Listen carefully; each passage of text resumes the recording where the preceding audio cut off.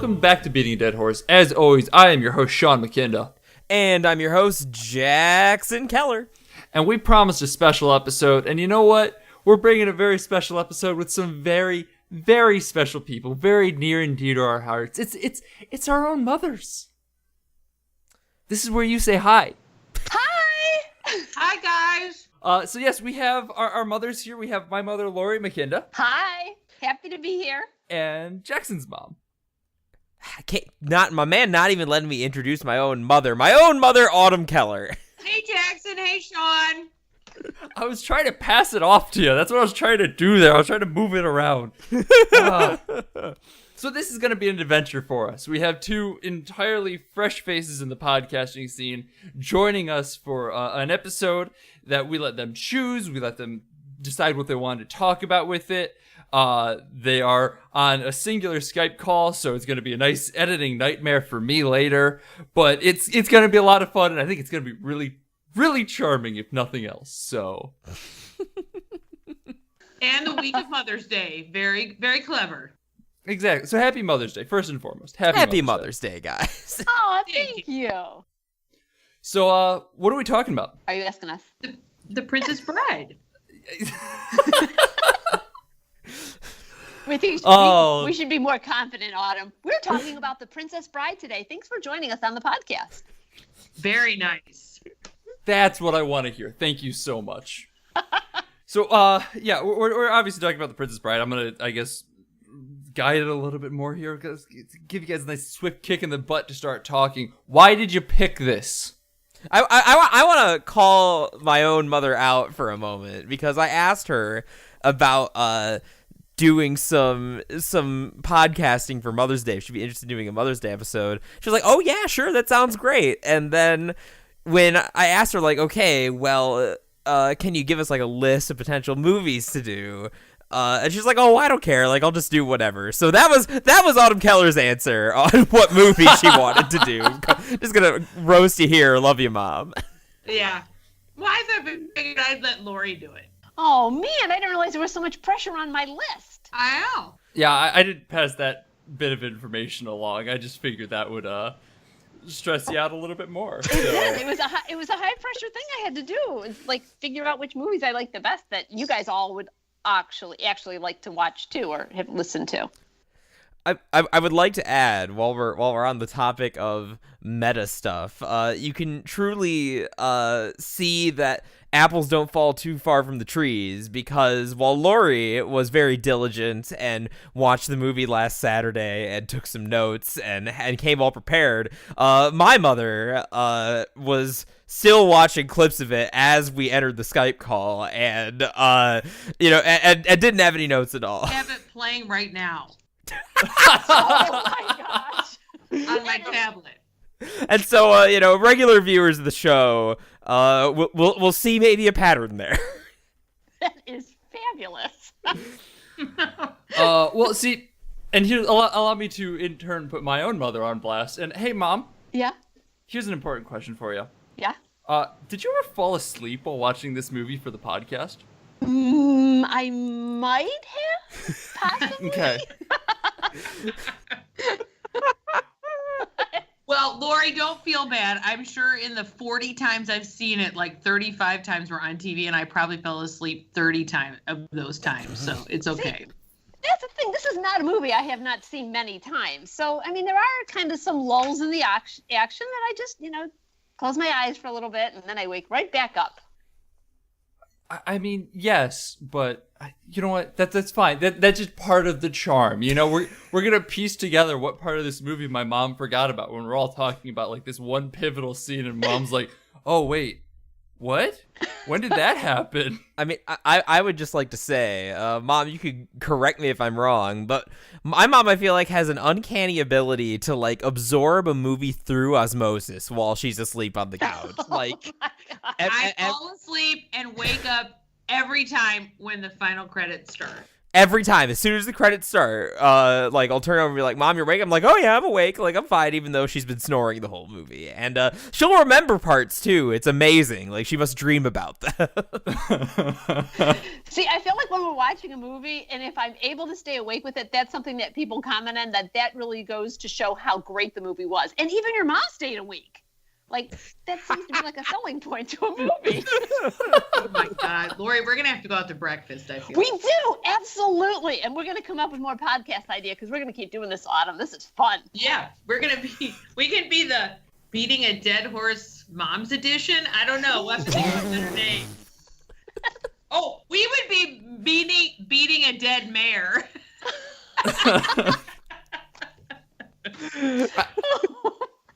I really like how this whole episode has started with them being entirely hesitant to say anything, and then I'm like, no, we're doing this ourselves. You guys get the hell out of here. And now it's Mutiny. We're taking over the episode, aren't we, Autumn? Exactly. We're taking over the podcast. Like the pirates. Oh my God, that's perfect, Autumn. Exactly. Oh They've done it. They've linked it back together. We are like the pirates of the podcast. Pirates of the Pod. Oh, maybe that's a name. That is the name of our podcast. There you go. Okay, then. Uh-oh. Sean, we digress. Oh, no, that's exactly what I would expect to happen. As I said, if you listen to our podcast at all, if we manage to get through an intro, it's something else. Something has gone wrong somewhere. Excellent. Well, we aim to please. Well, seize the podcast from us then. Let's talk about The Princess Bride. Okay. Why did you pick this movie, Mom? Because as we have established, this was basically your choice. Well, I picked an array of movies, if you recall. I gave a list. I think I was told to give 5. I think I gave 8. Because I just wasn't sure like what type of movie you were going for. And so I picked this one. It's not one of my favorite movies, but I've always liked it. And it's near and dear to my heart, I think, mostly because of you and Allison. I think I've always liked watching it. I know you guys enjoyed it. And it like brings back fond memories of us sitting down, eating popcorn, watching movies, and just hanging out. I think that's why I like it, is I think, number one, I think it's a really cute movie. It has some of my favorite lines in it. It has Carol Kane in it. And like I said, more importantly, I think though it just does remind me of when we used to just kind of hang out and watch movies all together. I will say, my little sister is when she eventually listens to this is going to be very disappointed that it sounded like you forgot her name for a hot second there. No, I wasn't sure if I was allowed to say it. I know. I thought about that. I'm like, oh my God, she's supposed to be saying her name. I'm not sure. I know. See, that's what I was like. I wasn't sure if I should like make a fake name. Her name is Anastasia. You could probably Google him and find out her name, so it's probably okay. Probably. Yeah. So that's all. I know my daughter's name. I just wasn't sure if I was allowed to say her name without her express written permission. Well, I mean, we'll talk to our lawyers about that after the podcast. Okay, but good plan. Don't worry about it for now. Good plan. So that's why it was on the initial list of choices. Now, the way this process went down, it was up to me, of course, to discern my mother's taste because of her flippant way of delegating the task. I would have contributed if I saw Lori's whole list. I knew your taste well enough that I knew you'd want to do this one because I hear you quote this movie all the time. In fact, it's funny that so much of Lori's story is centered around like watching it with Sean and Allison, because I feel like I had never seen this movie all the way through except in bits and pieces when you and Dad would turn it on TV. Right, because I don't even remember seeing it in the theater. I think I've read that it wasn't that popular in the theater, but it's one of those movies, this movie and The Shawshank Redemption, where it comes on and you have to watch it till the end from whatever spot you start at. Because this morning when I rewatched the beginning, I was like, oh my God, there's that little baseball video game. That's pretty cool. And look at that technology. It kind of sucks. So I think I've not seen that because I've been watching it on TV all these years. Oh, look, the technology's bad. Yeah, it was very pixely. Ah, yes, those primitive monkeys of the year 1987.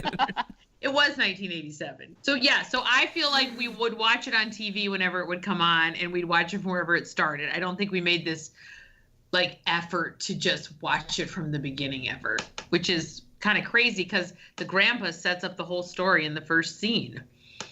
That's true. He does.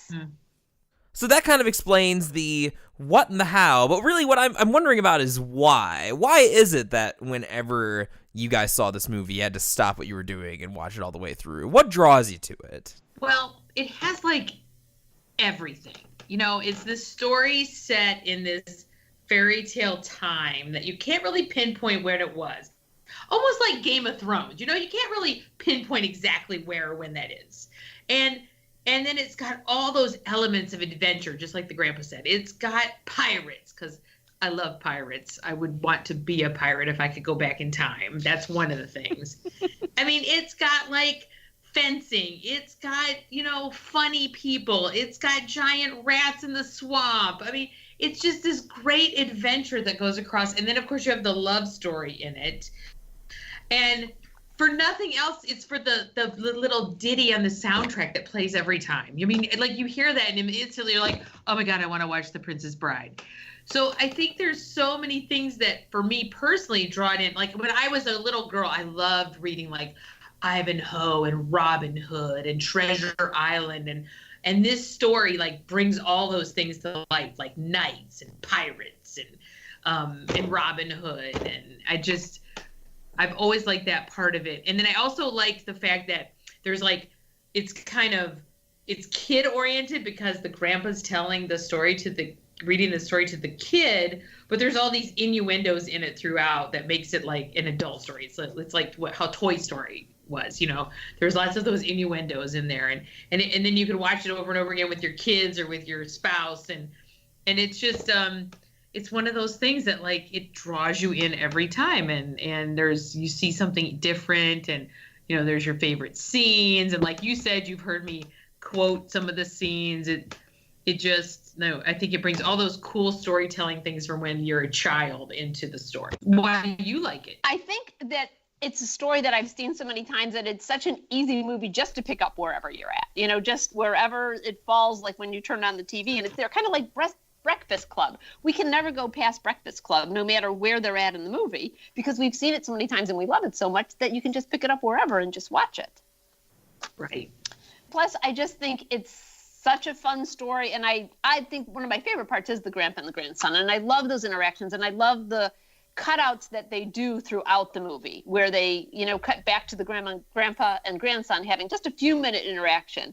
And I just think it's kind of neat to kind of bring reality into this story. Like you said, you're not sure where the time is set, but then you're always drawn back to the reality of just the grandpa and grandson having the sweetest afternoon together. That's true. That's from a mom perspective. It is. Absolutely. So why do you, Jackson and Sean, like it? Like, you're in a whole different generation. You were those boys. Well, in 1987, you weren't even here. But no. When you saw it, you were boys. So what do you like about it? Sean, do you want to go first? Go for it. Oh, all right, because my answer is much more boring, I think. Because when I was a kid, I was a big time fussy baby, and the only movies and shows that I would watch, that I would really get into, with a few rare exceptions, had to be cartoons. If it wasn't cartoons, if it wasn't animated, I wanted nothing to do with it until I was probably 8. And then when he turned 20, he got back into that phase, and now he won't watch anything if it's not animated. Actually, Sean, I think it's a stretch to say that he got out of it ever. Just saying. You know what? No, I see no lies being told here. I see no problem with it. I encouraged it all along, so it's partly my responsibility. You heard it here, folks. The reason, blame my mom for me making stupid anime references on every episode. So, yeah, but so like I said, I hadn't really seen the movie the whole way through until very recently. And it was when actually Haley, my girlfriend, suggested, previous guest on the show, you should go listen to that episode too. But she suggested that we watch it on Valentine's Day because it's got those because it's got those cute and sweet elements and some humor and some adventure. Love story. Yeah, and we had a great time, and I mean everything about it's really charming. And I guess like if I'm gonna sit here on my movie critic throne and like pontificate for a bit, like I think it's interesting that like this movie, in kind of both your cases, like so much of it was born out of like reruns on cable and like reruns on television, and I think it's interesting because there are other movies like Mom, you mentioned Shawshank that are like that, where they kind of weren't very popular in the theaters but become institutions through like cable. And now that like cable is on its last legs as far as like the younger generations are, like I don't know, Sean, I think you're the only millennial I know that like has TV, like real TV. We're actually about to get rid of it too, because we had it because it was the same price to get cable and internet as it was to just get internet. So we're like, why not? And it just went up, so we're about to get rid of it. What they so do, Oh, wow. those bastards. So, but yeah, I think it's I mean, I don't obviously I don't have any grand sweeping claims to make about that effect as far as like the splintering of having to go to different streaming services and like finding stuff on Netflix, but as far as the movie itself, it's just it's really great and really funny in a way that like you don't see very much anymore in like modern movies, because modern movies, even the funny ones, usually like the dominant mode of humor now is very like Tony Stark, Iron Man kind of snarky, which depending on the movie I like. And there's some this movie, a lot of the comedy feels like, because the surrounding story is more kind of sweet, it feels a little bit more sincere to me, even when there are the innuendos. I don't know. I just feel like as tonally, this kind of movie doesn't really get made anymore, and that's sad. Well, now that the Avengers and Star Wars are ending, maybe someone will actually make an original movie. I'm hoping. No, those aren't ending anytime soon. Well, now that they claim they're ending, I'm hoping an original movie like The Princess Bride actually happens. So Jackson said that his reason was boring before talking, and I'm gonna trump that one, let me tell you, because I wasn't even a huge fan of this growing up. It was actually my sister who really liked The Princess Bride. I was more just the person who was kind of along for the ride. I never had the same draw to it that she did, and everyone else in my family did. So when we did this, I'm like, you know what? I'm here for everyone else. Like, this is what they want to do. Absolutely. That's why I like our guest episodes. I say this every time. It's because it forces us to watch movies that we wouldn't otherwise watch. So I, watched it again today, and I was really taken with with the movie in ways that I hadn't been previously. So like, I wasn't necessarily a big fan before, but I get why people like it a lot now. It is pretty much unrelentingly charming. It's just, Yep. There's just something about it. It's just nice. It's just a nice movie. Is really what it boils down to. Cute and charming. I told Jackson it's charming. That was the first thing I said, I think, when he asked me about it. Absolutely. It doesn't take itself seriously, but everything is played straight, and so everything feels really charming in that way. Like, I just keep saying charming, but it is that's what it is. That's the best way to describe The Princess Bride. It's just charming. It's tongue in cheek, but it's not like overly sardonic, and I think that's an important distinction. It's tongue in cheek, but it's not turned to the camera tongue in cheek. Yeah. So do we want to talk spoilers then? Let's get into it. Let's spoil the hell out of this cult classic that has all of its memes, like all everywhere. Is it possible to spoil something like this? It's 1987. I said, this is like 32 years old. I can't Exactly. imagine that anybody listening to this podcast would not have watched it. I mean, absolutely not. But like, spoiler culture is rampant across the internet, and like, there is definitely something to experiencing it without, because like, Sure. I don't necessarily know that there's spoilers that we can really give to the story, but like, I feel like some of the jokes and the way they play work better if you don't know they're coming, because we're just gonna ruin them in advance by like making the joke for the audience and just making it probably pretty poorly. So, But if you haven't seen it, now would be a good time. Don't wait till the 40th anniversary. but so before we do, next week we will be back with some more standard Jackson Sean podcasting action. And specifically, we're going to be talking about Detective Pikachu. Hell yes. Hell yes. I've been playing a bunch of Pokemon. We're doing Pokemon over on Sean's stream. I am feeling the Pokemon in my bones. I am ready for the live action. Let's do it. It looks weirdly both incredibly good and kind of like a nightmare, and I think it was going for that because it looks detective noir, and I am super excited for it. So tune in next week for that. Let's talk spoilers.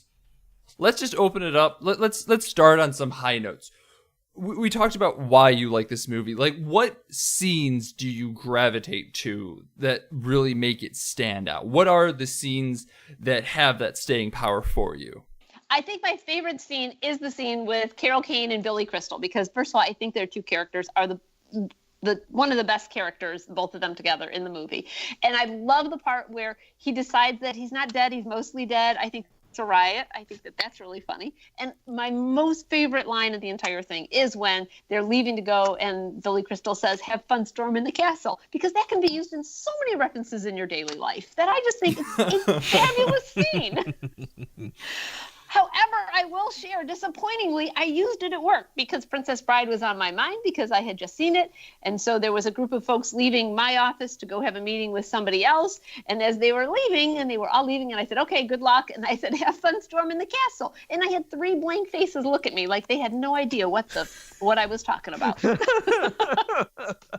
Welcome to the life of people who watch movies for like most of their life, because you just make references like that all the time and just get the blankest of stares. They did. All 3 of them had absolutely no idea what I was talking about. Then one of them came back to me after their meeting and they said, "What were you uttering as we were walking out?" I said,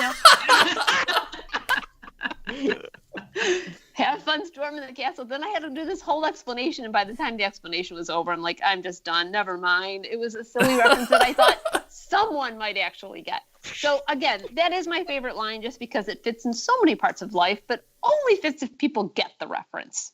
Oh, that's wonderful. I'm not sure I would have gotten that before today, actually. Really? Yeah. Oh my God, that's my favorite line. That's not the scene that stands out to me, but I remember it now because I love that part with those two because they're so funny. They are fantastic. Yeah. So what'd you like? Well, I have 2 favorite scenes. My first one is the one where they're going to drink the poison.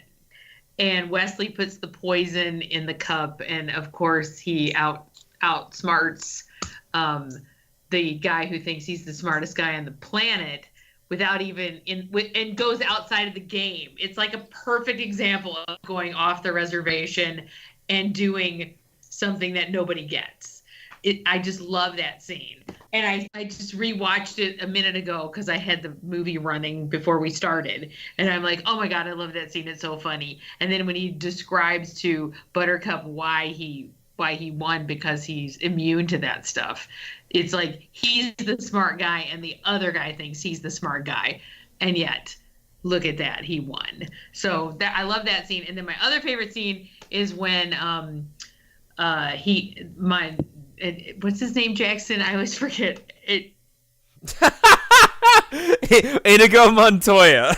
Yeah, when Inigo Montoya says, "I am Inigo Montoya. You killed my father. Prepare to die." That whole fencing scene with the guy with the 6 fingers, that is a great scene and great segue too. It's so like swashbuckling and Robin Hood and all the pirates, and I've anything that has fencing in it, I've always loved, and that's why I love that scene. I can't believe you keep forgetting his name. That's like the most know, meme line of the entire movie. I don't want to say it wrong on the internet forever. I guess that's You know what? That is a fair point. right. 'Cause then you sound like a stupid old person when you can't remember. But when you just say, I can never remember his name, Jackson, what's his name? I got it. Then it's just out there. And I never say that part. I always say, you killed my father, prepare to die. So I never remembered his name all these years. As someone who gets mocked relentlessly for mispronouncing names and words all the time, you have absolutely made the right decision. How do you feel about Thanos, Sean? I feel like you could shut up. You know what, Jackson? Let's talk us a little bit too. What was your favorite part? I gotta admit, I've got a strong fondness for the poison scene as well. I think also it's the one that sticks out in my mind because I know that it's my mom's favorite. Yeah, I think that and the I mean, I guess again the apple doesn't fall too far from the tree. I'm also fond of the swashbuckling scenes, both when he fights the six-fingered man and like when he confronts Wesley, Dread Pirate Roberts at the very beginning when he thinks that he's the one who killed his father. I'm also a sucker for fencing. I'd say probably one of those two. Again, a little boring, just parroting what my mom says, but I mean, what can I say? No, I mean, I get it. I'm a big fan of the Inigo Montoya scene as well, though not for the same reason, I feel. I just think there's such an energy of him being stabbed and like still fighting anyway, where it's almost like reflex before it. You feel the rejuvenation flow through him. It's a really powerful scene in a weird way. Like it pumps you up. It gets you there. You're ready for this to go on. It's a good scene. Because it's what heroes do. Heroes get hurt and then they keep going because they're going to prevail. Yeah. But the other thing, I do just generally like Andre the Giant in this movie. I really like him in this too, yeah. He's very good in this movie. The whole character is just really charming and a lot of fun to watch, and he just seems like just such an overall pleasant guy. I'm like, yeah, you know what? I like this. I like when they do the rhyming on the boat. When that smart guy, Fazzini, when he makes fun of Andre the Giant and then the other rhyming, because it's kind of cute and it makes Andre feel better. And I think that's so cute because he's kind of childlike. I mean, that's the whole thing is like every time he's on screen, it's just pleasant. It's just, It's good vibes. And you just wanted to keep going because you're just happy watching it. Like that, there's just something wonderful about that. But not everything can be roses and daisies and Sicilians dying. Wow, that came out unfortunately. Like for this episode. Oh man. All right, so we're just gonna roll past that. Mom, I know you personally had some issues with a couple scenes, and I kind of want to dive into that because I think while this movie in general has not really aged much, it's still as charming as it was. There's some clear costuming going, like the rodents of unusual sizes are clearly just a dude in a rat costume, and it's wonderful. But like for the most part, the movie doesn't really show its age super much. It feels very like a timeless classic, so to speak. Mm-hmm. But Uh-oh. This is where you go, Mom. Thanks. I didn't know if that was my cue. But there is it's funny because I've seen this movie so many times and I absolutely love it. And I've always just watched it as just this fun, campy, charming little movie. But this time when I watched it again, I was kind of watching it. I was paying attention and really watching it. And I realized that in the part of the movie, there's about a 3 or 4 minute segment that's actually kind of creepy. When Wesley approaches Buttercup and saves her, but he's still wearing the mask, so she doesn't know that that's him. And it's about a 3 or 4 minute interlude, and the conversation is very manipulative. He says some very sexist things as she's talking about how women are not to be trusted, they're liars. And then he actually like raises his fist to hit her. And it was like, I almost recoiled. Like I was like, oh my God, I probably never really registered, or I never really paid attention to it, but I was kind of surprised by this little interlude. And he has this very manipulative discussion with her for like 2 or 3 minutes, obviously trying to draw from her what happened during her time when he was away and how she came to be engaged to this horrible prince. So, I mean, you understand the reasoning and why he's doing this, but I guess I just never realized, number one, how manipulative and how creepy it is. And then she sees him and she pushes him down the hill, and then they realize it's each other, and it's all back to fun and roses and having a good time. But that 3 or 4 minutes, again, I think partly it does show its age, because I think that we are more cognizant of of scenes. I think we are more aware of those messages that we see in movies and film and videos and everything else like that. So I think it does stick out more because it is on our minds, just how women are portrayed. And I just, again, that 3 or 4 minutes, it was just, it was very powerful to me how manipulative he was to her. And she was so vulnerable, and he just pounds at her. And I just found it very uncomfortable. I didn't like it, and I didn't realize that I would feel so strongly about it, seeing it now. But like I said, then it just kind of picks back up, and it's a great rest of the movie. But it was just that 3 or 4 minutes that I found intriguingly strange. I mean, I think it's important to discuss no matter what. Like, as you said, the movie just kind of picks up afterwards, and it's really easy to sweep it under the rug in the same way that the movie does. But it definitely kind of sets a weird precedent. Like, it kind of changes how Wesley looks in your eyes. Yes, I agree. I definitely agree. And again, it may speak, though, to, I thought about that too, because he starts off as this like really gentle farm boy who doesn't seem like he's real worldly, and he leaves her to go find his fortune. But then when you think about the experiences that he's had, he's worked for the Dread Pirate Robert, and he's probably seen some pretty crappy things, and he's probably had some pretty crappy times because he's going to get killed every night. And so that could also be shaping his experiences and why he interacts with her like that. Or I could just be delving into it way too deep.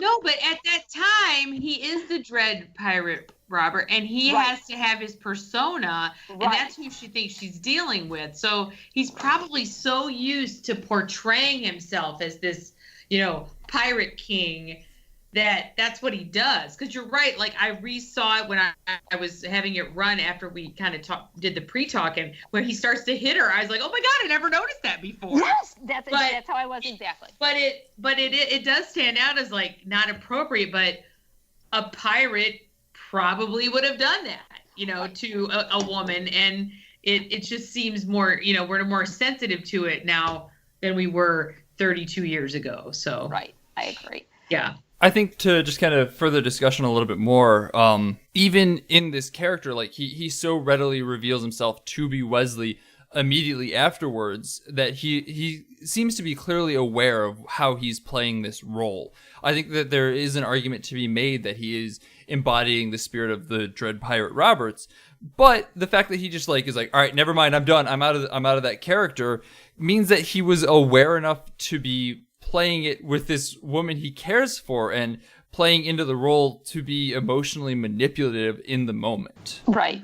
That's well, true. The other thing too is I thought I feel like it was a test, that his role that he does with her is a test, because he wants to be sure, number one, that she did remain faithful to him, that, she's being forced to marry this guy against her will. So I kind of feel like when she pushes him down the hill, then he feels that she has passed the test. And again, that is a little creepy vibe too, that he has to test her, and he just couldn't have just said, hey, guess what? I'm Wesley. Instead, he had to put her through this test. That's a pretty decent sign of an abusive relationship and a nice red flag. There you go. But anyhow, then it all turns out just fine and charming. But again, that whole testing thing is, it was unsettling to me for there's few minutes that it happened. And then again, it's such a small part of the movie that it goes right back into all the fun and the antics and the craziness that you don't really think about it. And their relationship, isn't as highlighted as other parts of the movie is from there on out. Once they're together, it's pretty much they're together. And well, here's an interesting follow-up to that, though, is do you think we really see them together enough interacting as a couple to really say that what their relationship actually looks like? No, because we get them. We get them in moments of stress in the fire swamp, but after that, they're pretty much separated for the rest of the movie. And in those moments of stress in the fire swamp, it's mostly just reconnecting. Right. So. Right. Yeah. And I think I think it's more, again, I think the movie picks up that pace again where it's more frenetic and more fun and more adventurous. So, I don't think they do revisit, because that's just not what the movie's about. I think once they're back together. But it's there, and it can really kind of shape your opinion of the movie going forward. Like I think even in the 1980s, you might have seen this and thought, like if you were in the right headspace or like you would experience abusive relationships, you can really shift your entire perception of the movie. Right. Like I don't think that it's something that necessarily is just coming up today. I think more people are aware of it today, but I think there would have definitely been some sort of recognition for it back then if you were in a situation similar to that. Right. I agree. Also, I just have to point out, you mentioned that you don't want to delve. You feel like you're diving deeper into this than need be. Welcome to Beating a Dead Horse. Welcome to the stated purpose of the show. Well, that is true. I think like with the point that like it's him taking on the role of like the Dread Pirate Roberts. Like to me, like I suspect that might be part of the intention of the character, but also I think it's a matter of tone, and like that sort of plot point is more appropriate for something like Game of Thrones or a gritty drama where like, oh, Wesley is, war torn and he's grizzled and punished and like treats his loved ones like crap because of it now. But like that's not at all what this movie is. And I agree. I think maybe that is why it was so striking, because that's a really good point, because it does seem kind of like out of character. That 3 or 4 minutes seems so dark and sinister, whereas the rest of the movie is more lighthearted. Even when people are dying and people are drinking iocane poison or whatever it is, it's still lighthearted and fun, whereas this is just like a very dark 3 or 4 minutes of the movie. Even the villain doesn't feel as dark as that moment. Like Right. he's plotting to kill her to start not a civil war, but like a war. But somehow it still feels lighter than this 3 minutes. I agree. And like I said, I'm probably, I'm sure that was never the intention of anybody who made the movie. And I have not read the book, but Allison has, and because I shared this point with my daughter, Allison, and she said that the book even delves into that even more than the movie did. Oh, wow. So she said the book is even a little creepier than what the movie was about that. But anyhow.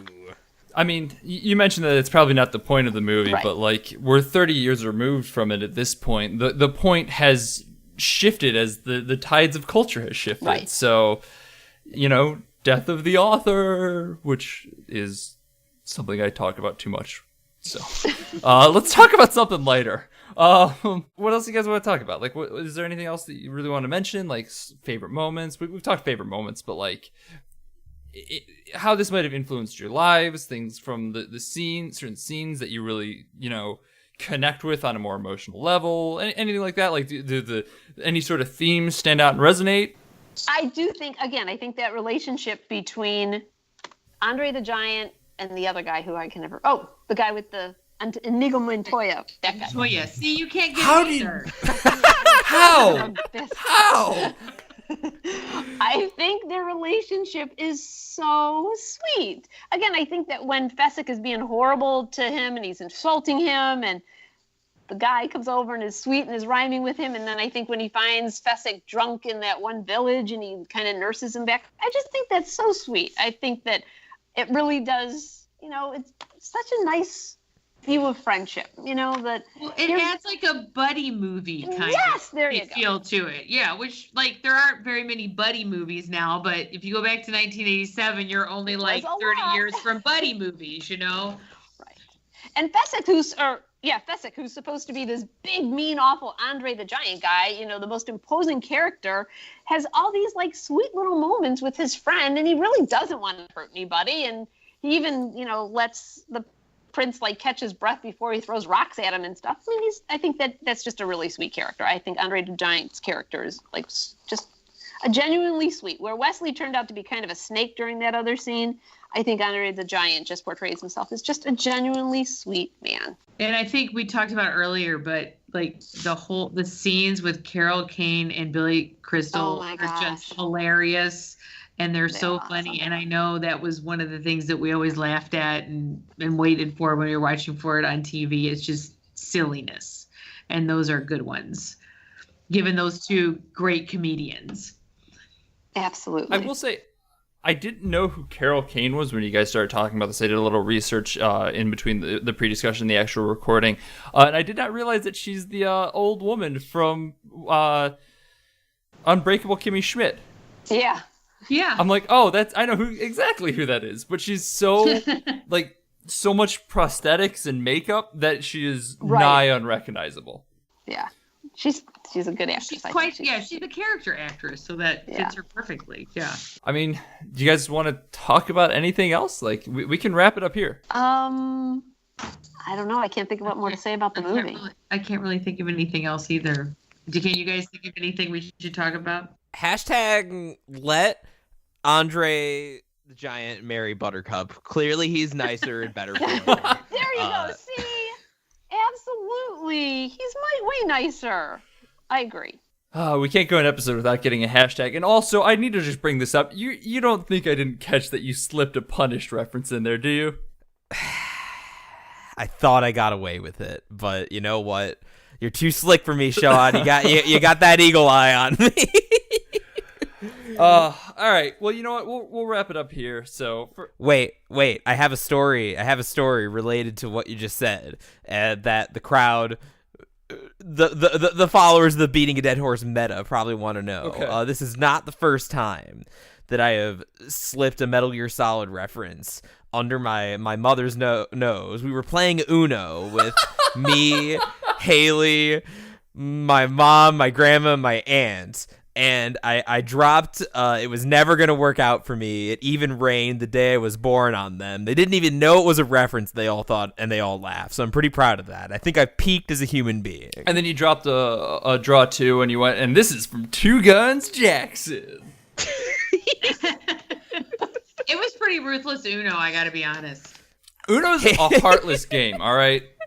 It kind of is. You know, it is. Haley's still a little shocked that you called her a bitch. In front of my mother-in-law and your grandma and talking about it. Oh no. Wow. Hey, Don't worry. That was she called me a little asshole the time we played before. We're a very competitive family. Oh. I thought we were competitive, but I don't think I've ever called Sam a bitch. No. It is funny though how like just the competitive nature of our side of the family goes, because at this point I pretty much accepted that I usually don't win things, so I'm just in it to have fun. My dad's usually already accept that he's lost, and then like my mom, sister, and Sam are all like, "I will destroy everything you hold dear." Yep. Absolutely. Aw. Yep. Agreed. Well, now we've got that family dynamic of board games out of the way. I would like to thank you guys so much for coming on. This has been a wonderful time. I'm sure our podcast listeners now completely understand where both of our personalities came from. And I'm sure they're eagerly awaiting next week when you finally completely usurp the podcast from us. So thank you for making our jobs easier. I think we need a few weeks to strategize. So, listeners, I would say wait till July.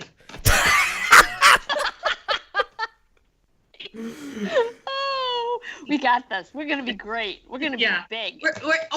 Or we could be a spin-off. We could be a spin-off. Let's just be a spin-off, and the boys can keep theirs. Maybe we need to show up once or twice more on those to establish our spin-off ability. Exactly. It'd be like Mork and Mindy. Yes, exactly. Mm-hmm. Alrighty. So we'll pick another movie and we'll come back, okay? I'm just really excited because you guys are looking at July. I'm really excited for your review of Ari Aster's Midsommar, because like I feel like that's going to be really up your alley. just across the board. Okay, I'm gonna have to Google that so I know what I'm supposed to look up. Oh my gosh. Oh, Yeah, well, We had a great time. Thanks for having us on. And now, like I said, one of my bucket list items is checked off. you've done it. You've been on a podcast. I've been on a podcast.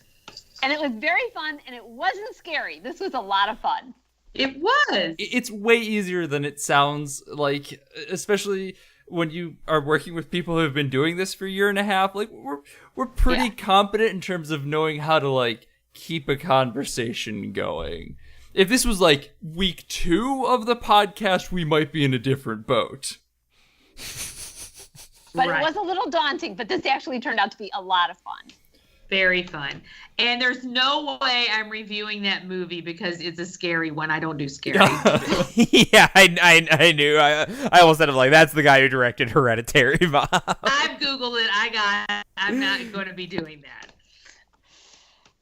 Now, if you need somebody for The Lion King, I'm your gal. You know what? Oh, yes! That sounds like Yes! a great idea, because neither one of us are gonna watch that. We'll punt it to you guys. You can have it.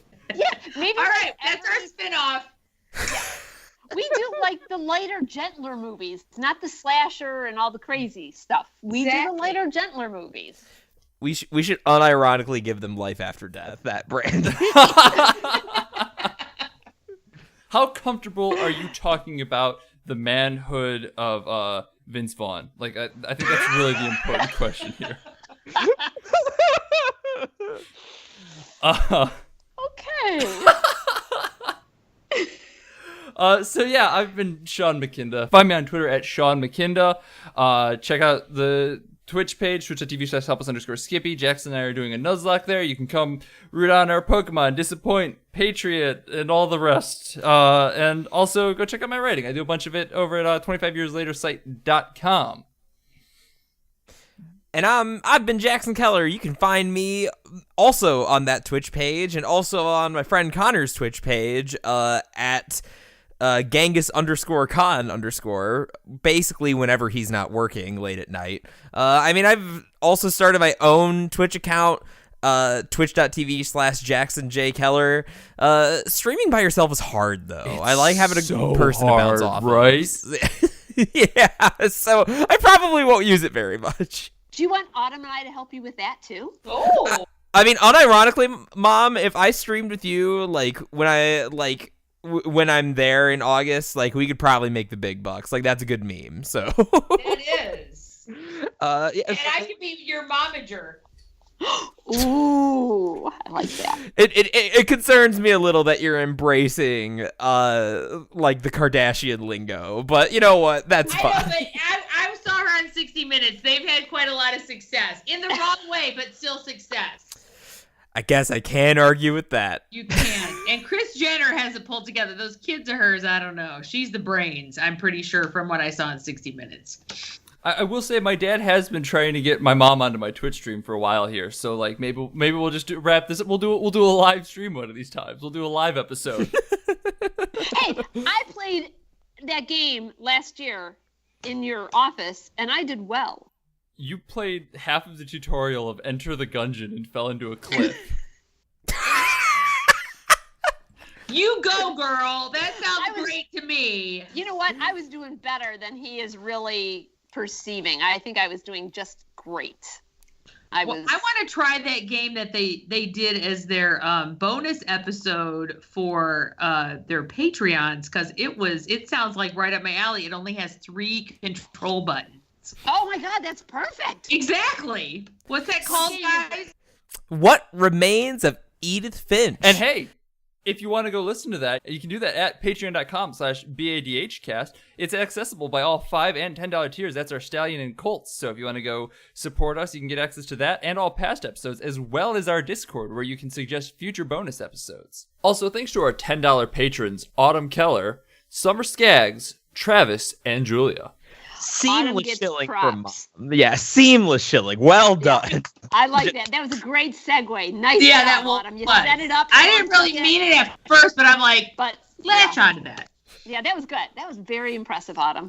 Thank See, you. look at how good we're gonna be. I know. Oh my God. Hey, we got to get like some hashtags on Twitter though, you know? Yeah. Maybe you guys just need to put us like in the middle every week. Just like a mini-sode? Yeah. Yes. That's Yes. a great idea. Oh my God. This is going to carry you guys to fame. You're going to get our demographic. That's what you need. Yes, that's exactly. So you guys have been promoting your own little projects. Do you have anything you want to promote other than that? Do you want to? Do either of you have a Twitter account that you want to be like, hey, go follow me here on or anything? No, probably not. Okay. You can get one by next time, though, probably. Yeah. I think Yeah. Twitter's kind of crazy because really, I don't know. It's a hellscape and you shouldn't be on it, but that's neither here nor there. That's what I've been working on. And then when I got an Instagram, I told Savannah, that's Jackson's sister, that she should help me set it up. And then she said, Mom, do you want it public or private? And I said, I want to be Instagram phenom. And then I'm like, oh no, people at work can see it. You better make it private.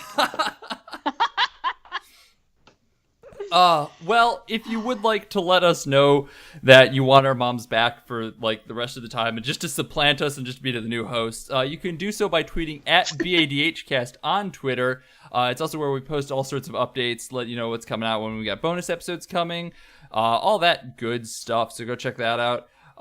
As always, we'd like to thank Lords of the Highway for the use of our theme song. It is Suicide Alternate Take off the album High Octane Low Expectations. They're a wonderful band. Go check them out. They're on Spotify, all those good places. And also thanks to 25 Years Later Site.com for hosting us. Not only do I write there, but a bunch of other better, more talented people do. So you should go like read all of their incredible analysis about great TV shows and movies.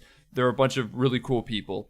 As I said, next week, our mothers will be talking about Detective Pikachu because we are just off the podcast at this point.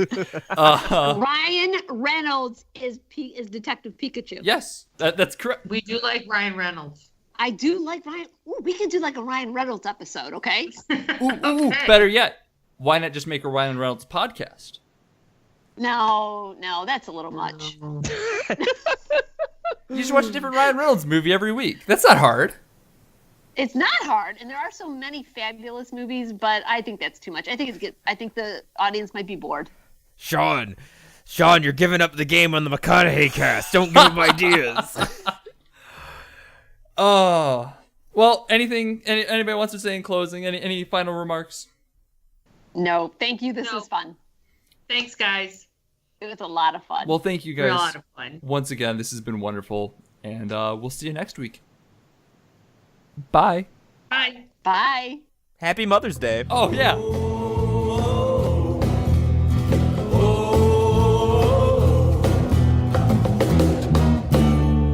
Don't you go into the ground.